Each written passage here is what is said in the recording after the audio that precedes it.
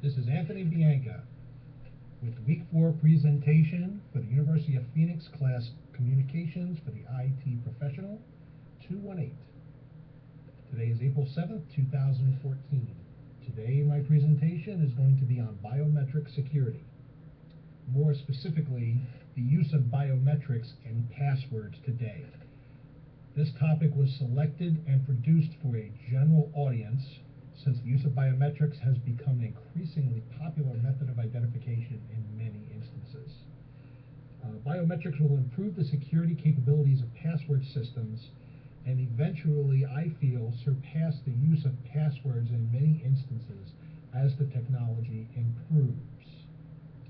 One of the biggest questions that comes to mind when using biometric passwords is one version more secure than the other?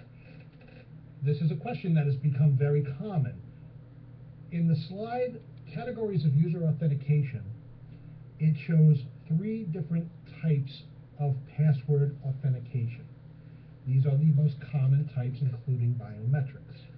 Knowledge-based is a password that is known or studied. Basically, it is a word or number that is kept a secret by the user. For example is a combination lock, a computer password, a secret code word, anything like that. The drawback for that is that it becomes less secret with each use, meaning that if somebody is looking over your shoulder while you're putting in your PIN number, they can easily learn your PIN number. Object-based is what they call a token or a key fob. Basically, it's something that you keep in your possession that you gather access with. It is a method of authenticating you to a machine or to a computer that will only allow entry into the system by use of this key fob. The bad part about that is that if you lose the key fob, you lose your accessibility to that particular network. The third is ID-based, which is where biometrics comes in.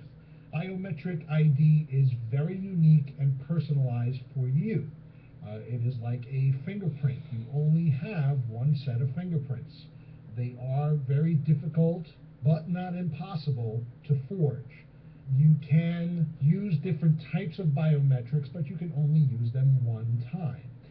If you use a fingerprint scanner and you use your index finger and it becomes injured or for some reason becomes unreadable, you can switch to another finger, but you would not be able to use that index finger anymore.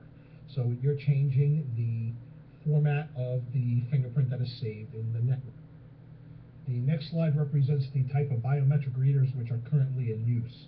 As you can see by the pie chart, one of the more popular ones are the fingerprint reader, which is used mainly on smaller devices such as computers, laptops, tablets, and telephones. The hand geometry reader is more for access into secured areas in buildings.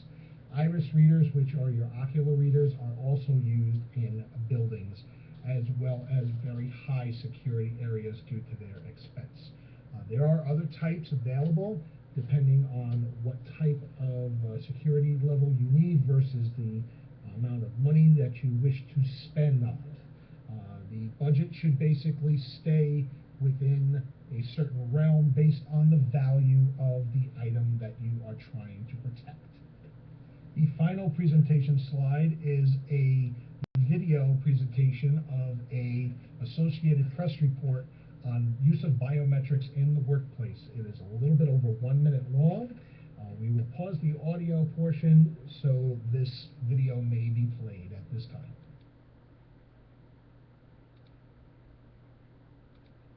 Employees at this KFC in West Lafayette, Indiana no longer need a password to sign into their cash registers. They come in and they put their finger on a fingerprint mechanism and it just automatically clocks them in. Biometrics, once considered a far-fetched technology, is becoming an everyday reality. From signing onto your phone, accessing your bank account, to entering a secured room.